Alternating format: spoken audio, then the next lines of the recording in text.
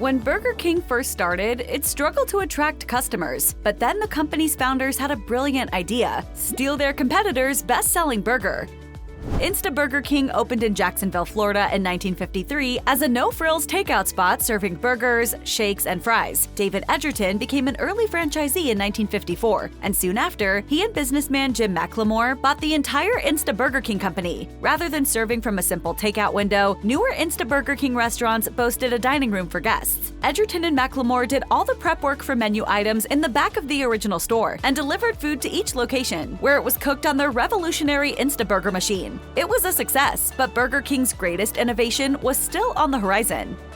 In 1957, McLemore and Edgerton stopped in Jacksonville, Florida to check on one of their Burger King locations where business was struggling compared to a competitor just down the street. They bought a burger from the competition and saw the light. The patty was significantly larger than the ones Burger King served, and it came with mustard and chopped pickles. McLemore knew that a burger like this was what BK needed to stand out, so they decided to make their own version, which he dubbed the Whopper. The flame broiler they used wasn't designed for bigger patties, so Edgerton built an improved model, and they also revamped their marketing. The brand colors were narrowed to red and yellow, while Insta was dropped from the company name. Burger King's updated restaurant signs declare the eatery as home of the Whopper, and an American icon was born. The Whopper was deeply revolutionary because it was the first large burger.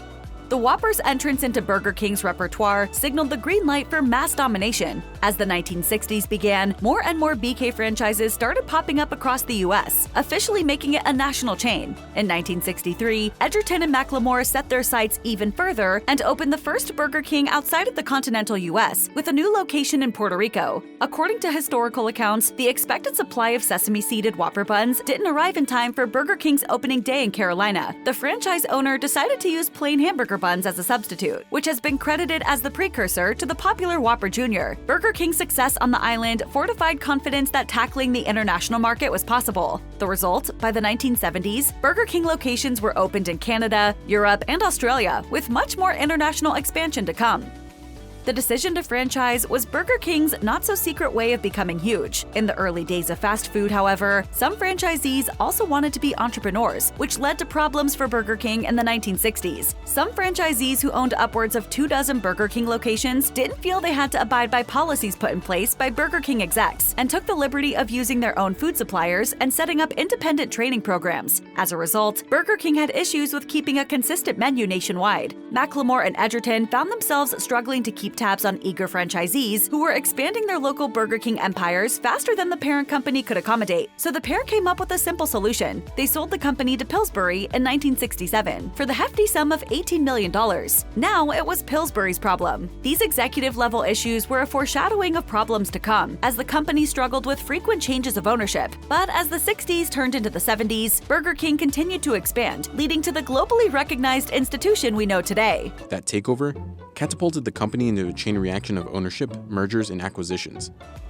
In 1974, Burger King hit a literal high note with a TV commercial jingle that became synonymous with the company. In the song, Burger King explains that if you don't like mayo, you don't have to eat it on a BK burger. Why? Because you're having it your way. The ad also highlighted what some say is peak BK uniform style. The trendy BK ladies behind the counter are wearing the company-issued uniforms in the ad. There are two versions of the Have It Your Way jingle, a show tune-inspired rendition and a soul version. The ad is still considered one of the best marketing campaigns of the 20th century, and propelled Burger King to become the second largest restaurant chain in the world, behind McDonald's, at least for a while. The 80s saw Burger King focusing its expansion sites on Asia, but it also focused their sites on the competition, which ultimately led to some strange menu choices and even stranger advertisements. Burger King felt the need to offer almost everything its competitors sold, resulting in some menu additions that were haphazard at best. For instance, to keep up with White Castle, BK sold a bundle of sliders that were served like a conjoined cluster of baked goods. It also sold fish sticks simply because McDonald's had successfully launched the Filet-O-Fish, and Burger King felt compelled to follow. But one of the weirdest things Burger King has ever done was its Where's Herb ad campaign, which launched in 1985. The idea was that there was a guy named Herb who had never tasted Burger King before. After an actor playing Herb finally appeared on camera, Burger King then offered up a $5,000 prize to anyone who spotted Herb at their local Burger King, with a $1 million grand prize given to one lucky customer. Aren't you hungry for Burger King, Herb? The ads also assured people they could go to their local BK and utter the phrase, "I'm not Herb," to unlock a 99-cent Whopper special. Whatever Burger King was trying to accomplish, it failed, and the ad campaign reportedly cost the company $40 million. Heading into the 1990s, Burger King began noticing some shifts in dietary trends as people began turning towards healthier lifestyles. Cue the BK Broiler, which debuted in 1990. The meat in the sandwich was a skinless chicken patty that was flame-broiled in Burger King's signature style. The BK Broiler was served on an oat bran bun and came with lettuce, tomato, and ranch dressing. It proved to be an immediate hit. The appeal of the BK Broiler had other fast food chains mimicking Burger King for a change. In a New York Times article from March 1991 about the rise of health-conscious fast food options, the BK Broiler was called one of the most successful products ever introduced in the fast food business.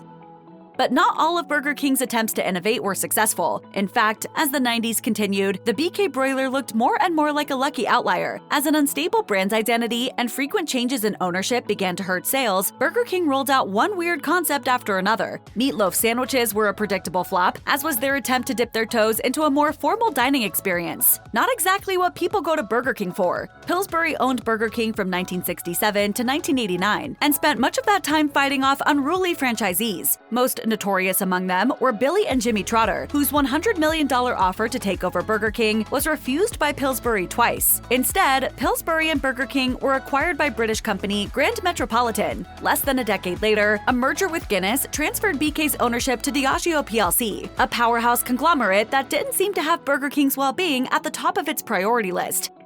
Burger King may have gotten lost in the shuffle of a 1997 bigwig merger, but this proved to be a temporary issue. In 2002, Diageo sold Burger King for $1.5 billion.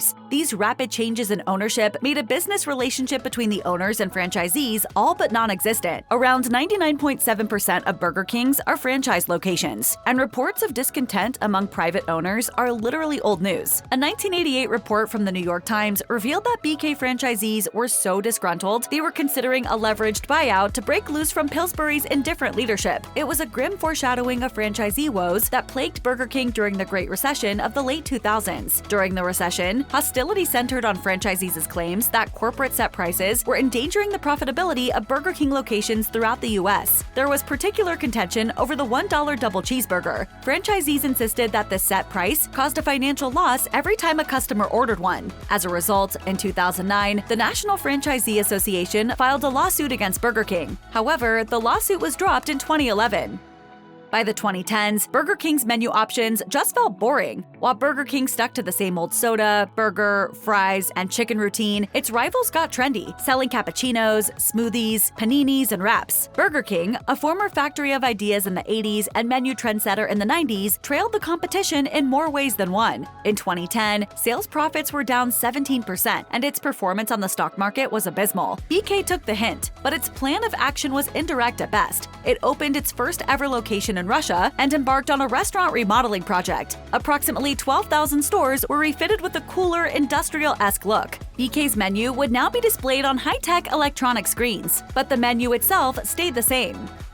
When the COVID-19 pandemic hit, the sobering reality of slowing sales affected every single player in the global food service industry. In Burger King's case, it also exposed the company's poor response to keeping its workers safe in a time of crisis. In summer 2020, Burger King's name was on the wrong side of COVID-19's media coverage when workers nationwide staged a mass protest against the chain's lax response to personal protective equipment in the workplace. One Burger King employee in Santa Monica, California, died after management brushed off her ongoing coronavirus symptoms as side effects from hormone injections. The employee was a transgender woman. The tragic event created a ripple effect in which BK employees publicly rallied against poor working conditions. In July 2021, most of the employees of a Burger King in Lincoln, Nebraska, walked out due to short staffing and oppressive work conditions. The marquee outside the location read, "We all quit. Sorry for the inconvenience." Rachel Flores, the general manager of the location responsible for the sign, told the Washington Post, "We became essential, and then we weren't treated essential by upper management.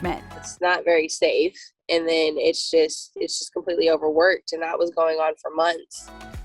In 2021, a beleaguered Burger King vowed to change the message with a total rebrand. Improving its image involved Burger King tapping into the halcyon days of its legacy and channeling that look and feeling into the future. Design agency Jones Knowles Ritchie was hired to reimagine Burger King's logo, uniforms, and general message to the world. The result was a retro overhaul. BK's existing logo was traded in for a fresh interpretation of the minimalist logo from the 1970s. New uniforms, accented with vintage shades of chocolate brown and mustard yellow, struck a balance between old and new, as did their groovy new typeface. The final piece, coming to terms with one of fast food's stodgiest menus. The result was the introduction of the Impossible Whopper, a plant-based version of BK's greatest hit, which is now a regular menu item on the international stage.